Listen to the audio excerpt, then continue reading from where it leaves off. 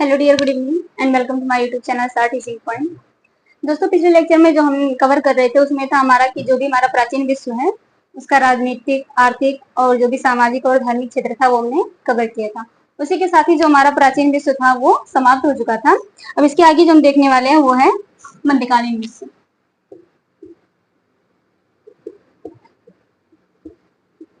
यहीं पर आप देखेंगे जो सामंतवाद का हम कहें तो एक कॉन्सेप्ट आता है वो इसी मध्यकालीन विश्व से आता है। तो हम सबसे पहले देखते हैं जो हमारे मध्यकालीन विश्व का उसका राजनीतिक क्षेत्र क्या था। तो इसमें आप देखेंगे जो हमारा ये पश्चिमी रोमन साम्राज्य था,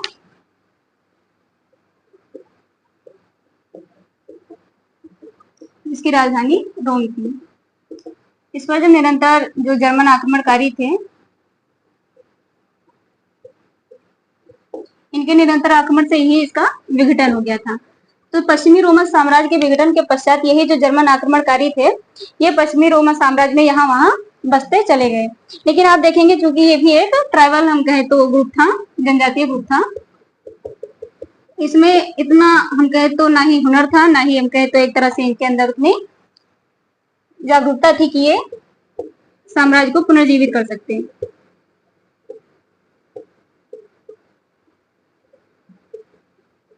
और ना ही वहां पर कोई नौकरशाही स्थापित कर सके। तो इनके जो ये जनजातियां थी, इनके जो मुखिया थे वो हम कहे तो अलग अलग क्षेत्रों में जो यहाँ के मुखिया थे जनजातियों के, वो अलग अलग क्षेत्र में बसते चले गए और जो वहाँ के किसान थे उनसे टैक्स लेकर के अपना जीवन यापन करने लगे। तो आप देखेंगे कि जो यहाँ के किसान थे वो भी इनका संरक्षण पसंद करते थे, क्योंकि वो जान चुके थे कि जो ये हमारा साम्राज्य है इसका विघटन हो चुका है। तो जो हम कहे तो विधि है या फिर जो भी कानून व्यवस्था थी, लॉ एंड ऑर्डर था, वो कम्प्लीटली यहाँ पर टूट चुका था। तो अगर उन्हें कोई संरक्षण दे सकता था तो वो यहाँ के जनजातीय मुखिया ही थे। तो यहाँ तक तो ये सब ठीक ठाक चल रहा था। उसके बाद आप आगे देखेंगे तो इनमें आपस में युद्ध होने लगा। रीजन इसके पीछे का क्या था? सुप्रियोरिटी का कॉन्सेप्ट था कि हम मतलब जैसे हम बड़े हैं या फिर वो बड़े हैं, इस तरह से जो भी था इनमें, इसी की वजह से युद्ध होने लगा। और जो दूसरा था इसमें वैवाहिक संबंध भी स्थापित होने लगे। तो आप देखेंगे इन्हीं दोनों के चलते आगे इसमें एक हायरार्की बनती है, जिसके कारण इसमें आप देखेंगे ऊपर आता है हमारा लॉर्ड और उसके ऊपर आता है किंग। लेकिन आप यहाँ देखेंगे जो किंग है ये नाम मात्र का किंग है। इसमें एक आता है लॉर्ड, या हम कहें तो इसे ड्यूक कहा जाता है, लॉर्ड या ड्यूक। यहाँ आता है बैरन और यहाँ आता है नाइट। तो ये एक तरह का पदानुक्रम यहाँ पर बन गया कि सबसे ऊपर किंग है। किंग जो है वो नाम मात्र का है, उसके पास ना सेना है ना उसकी नौकरशाही है। उसके बाद यहाँ पर लॉर्ड आता है, यहाँ पर बैरन, यहाँ पर नाइट। अब आप देखेंगे जैसे पहले रहता था तो किंग डायरेक्ट टैक्स लगाता था जनता पर, उसके बाद में वो खुद उसे ले लेता था। लेकिन अब यहाँ पर नाइट जो है वो जनता से कर वसूल रही है, उसके बाद वो बैरन को दे रही है, बैरन लॉर्ड को दे रहा है, लॉर्ड किंग को। लेकिन यहाँ देखेंगे जो सबसे पावरफुल है वो लॉर्ड या ड्यूक है। इस तरह से आप देखेंगे यहाँ पर लॉर्ड जो है वो किंग को एक मुस्तराज देता था, जिसे हम लमसम कहते हैं, एक मुस्तराज, जिसके कारण क्या कर राजा अपना भरण पोषण कर सके, बस उसे इतनी ही राज दी जाती थी। तो यहाँ पर जो सबसे ज्यादा पावरफुल था वो लॉर्ड था। अब इसमें आप देखेंगे पहले नंबर तो इन सब में आपस में डायरेक्ट कम्युनिकेशन नहीं था। जैसे अगर किंग को बात करनी है तो वो पहले लॉर्ड से करेगा, लॉर्ड बैरन से, बैरन नाइट से, अर्थात जो भी है यहाँ पर एक सीढ़ी के अकॉर्डिंग चलता जाएगा। ना ही मतलब लॉर्ड यहाँ पर डायरेक्ट नाइट से बात कर सकता है, ना ही बैरन किंग से। तो इस तरह से इनमें डायरेक्ट कम्युनिकेशन नहीं था। लेकिन इस सामंतवाद में जो एक व्यवस्था थी कि नाइट जो है वो बैरन के प्रति वफादार रहेगा, बैरन जो है लॉर्ड के प्रति और लॉर्ड किंग के प्रति। अब इसमें आप देखेंगे जो लॉर्ड किंग है ये नाम मात्र का राजा है, लेकिन इसे हम हटा भी नहीं सकते हैं। जिसके पीछे का कारण यहाँ देखेंगे जो लॉर्ड है ये पहले नंबर तो एक एक संख्या में नहीं है कि एक लॉर्ड, एक बैरन, एक नाइट। यहाँ इनका अपना एक ग्रुप है। जैसे यहाँ पर 50 हो सकते हैं, यहाँ पर 10 हो सकते हैं, यहाँ पर 20 हो सकते हैं। तो इस तरह से इनका जो 50 लोगों का एक ग्रुप है उनमें आपस में एक मत नहीं है कि अगर राजा हट जाएंगे तो हम आपस में जुड़े हुए नहीं रहेंगे। इस तरह से हम कहे तो किंग का होना बहुत जरूरी था। तो ये जो हमारी टोटल व्यवस्था थी ये है राजनीतिक व्यवस्था, सामंतवाद की राजनीतिक व्यवस्था। अब इसके बाद जो आता है हमारा सामंतवाद का आर्थिक व्यवस्था, या हम कहें तो आर्थिक क्षेत्र।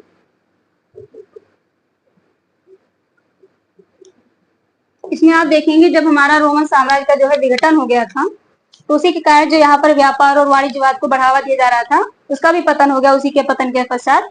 और जब व्यापार का पतन हुआ, साम्राज्य का पहले पतन हुआ, उसके पश्चात में यहाँ पर व्यापार का पतन हुआ। व्यापार के साथ आप देखेंगे यहाँ पर नगरीकरण जो व्यवस्था थी उसका भी पतन हो गया, और इसी के पतन के साथ ही मुद्रा का लेन देन भी कम हो गया।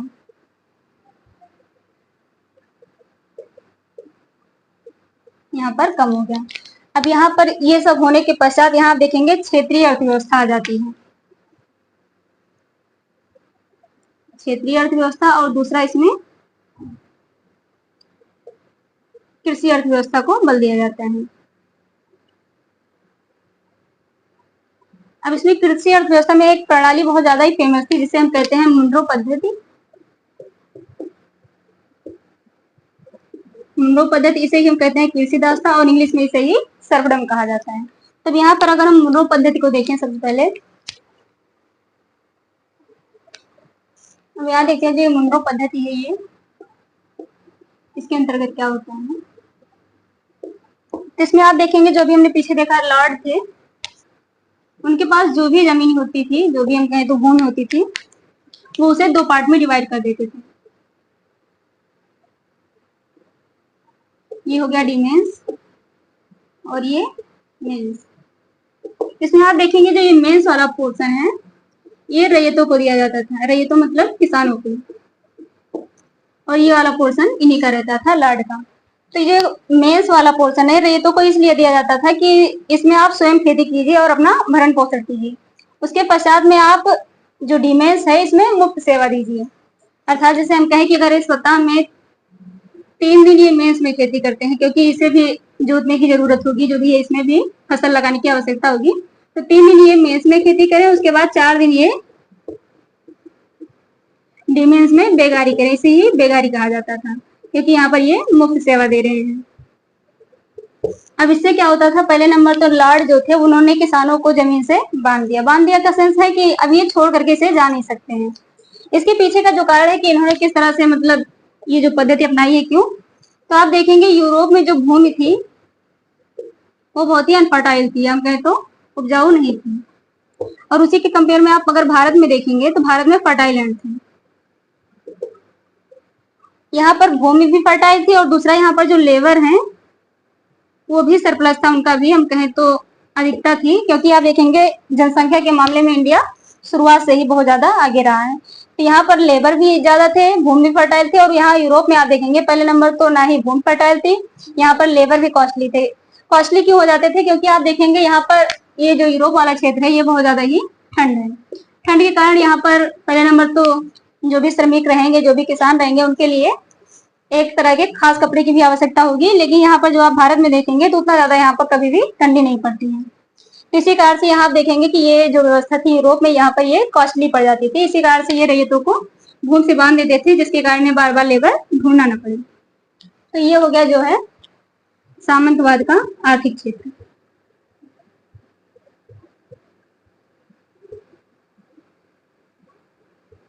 अब इसके बाद हम देखते हैं एक आता है सर्वव्यापी चर्च व्यवस्था।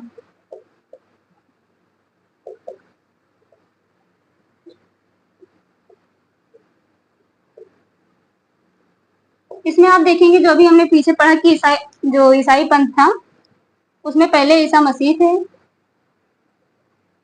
उसके पश्चात जब इनके 2 फॉलोअर आते हैं, जिसमें पहले थे संत पाल, इन्हें बेसिकली सेंट पाल कहा जाता है, सेंट पाल और सेंट ऑगस्टाइन।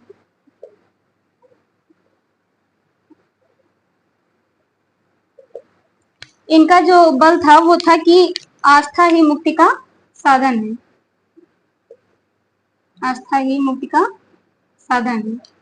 अब देखिए ये जो इन्होंने कॉन्सेप्ट अपना दिया ये बहुत ठीक ठाक था कि हमें ज्यादा कुछ करना नहीं है, हमें आस्था रखनी है और हमें मुक्ति मिल जाएगी। लेकिन आप देखेंगे इनके बाद जो 2 फॉलोअर आते हैं, इनके सेंट पाल और सेंट ऑगस्टाइन के, वो थे। अब यहाँ पर जो ये सेंट पाल और सेंट ऑगस्टाइन है, जब इनके फॉलोअर आते हैं, जिसमें हमारे आते हैं पीटर लोम्बार्ड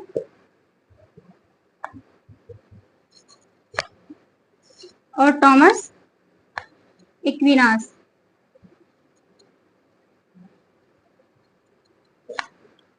तो इसमें इन्होंने जो अपनी कॉन्सेप्ट दिए, जो अवधारणा दी है, उसमें इन्होंने बताया है कि जैसे इन्होंने कहा था कि आस्था ही मुक्ति का साधन है। इन्होंने बताया कि आस्था नहीं, अच्छे कर्म मुक्ति का साधन है। अब सुनने में तो बड़ा अच्छा लग रहा है कि अच्छे कर्म, हाँ सही ही होगा, लेकिन इन्होंने जो अच्छे कर्म की एक व्याख्या दी वो बहुत ही संकीर्ण थी। अच्छे कर्म में इन्होंने बताया कि पुरोहितवाद और संस्कारवाद की बात की है।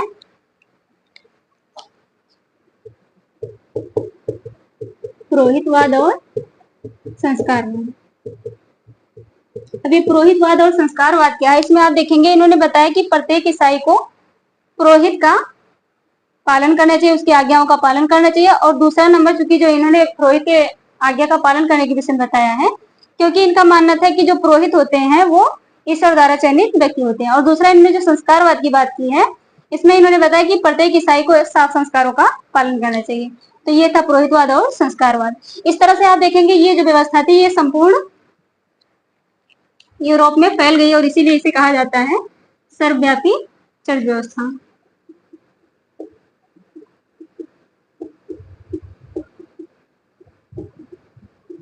इसमें आप देखेंगे इसका जो मुख्यालय था वो रोम था और प्रत्येक जो भी चर्च था वो पूरे यूरोप में फैला हुआ था। ये तो हो गया जो सर्वव्यापी चर्च व्यवस्था है। अब सर्वव्यापी चर्च व्यवस्था के अंतर्गत आप देखेंगे इन्होंने काफी ज्यादा अपना जो है अधिकार अपने पक्ष में कर लिया। जैसे इन्होंने क्या किया, शिक्षा का एक अधिकार किया,